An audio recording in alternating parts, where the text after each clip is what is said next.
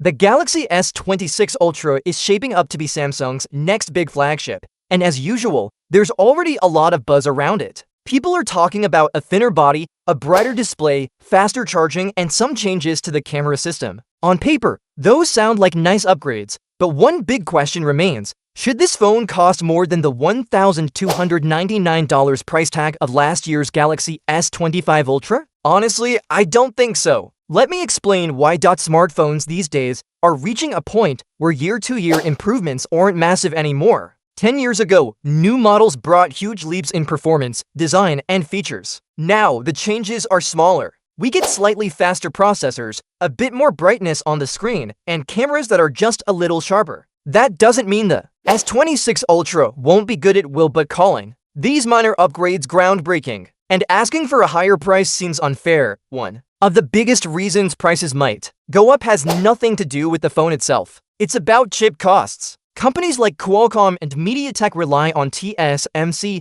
to make their chips, and TSMC has raised prices for its advanced 3nm wafers. MediaTek is paying about 24% more, and Qualcomm around 16% more. Normally, those added costs get passed to buyers. That's why we keep hearing rumors that both Samsung and Apple may raise prices on their 2025 flagships, but Samsung might not follow that path. Instead of using Qualcomm's Snapdragon 8 Gen 5, rumors suggest Samsung could power the S26 Ultra with its own Exynos 2600 chip. That's a big shift. Exynos hasn't had the best reputation. Past models struggled with heating issues and weaker performance compared to Snapdragon chips. Many customers preferred Snapdragon versions because they were more reliable. So the idea of Samsung switching back to its in-house chips makes people nervous. Still, the Exynos 2600 sounds interesting on paper. It's said to be built on Samsung's 10nm GAA process, which would actually make it the first smartphone chip of its kind more advanced than the 3nm tech others are using. It may also come with a 10-core CPU and a new Eclipse 960 GPU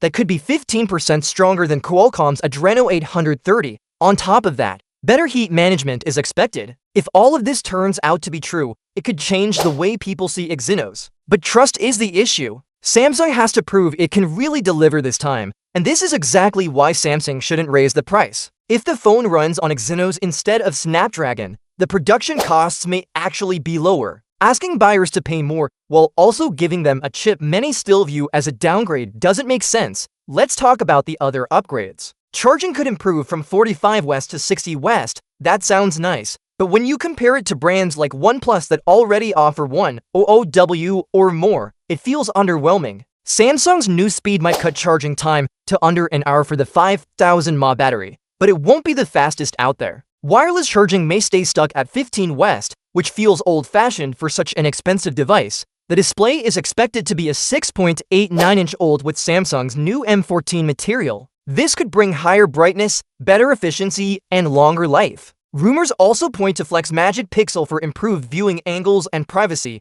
plus Cotec for sharper colors and thinner panels. These are solid updates, but again, not mind-blowing. The camera is getting the most attention. A new 200MP main sensor may deliver stronger low-light shots and more natural background blur. The ultra-wide and telephoto cameras may not change much, though we could see a 50MP for X zoom with a faster lens. Samsung already had one of the best camera setups with the S25 Ultra, so improvements here will only make it better. Design changes are small. The phone may be slimmer by 0.4mm, while keeping flat sides and rounded corners. That's hardly noticeable. Personally, I think Samsung should have used the extra space for a bigger battery instead of making the phone thinner. When you add everything up, what do you get? A phone with a brighter screen, slightly faster charging, a thinner body, and a new 200MP main camera. The controversial Exynos 2600 may or may not live up to expectations. All of this doesn't justify raising the price above $1 to $99. At the end of the day,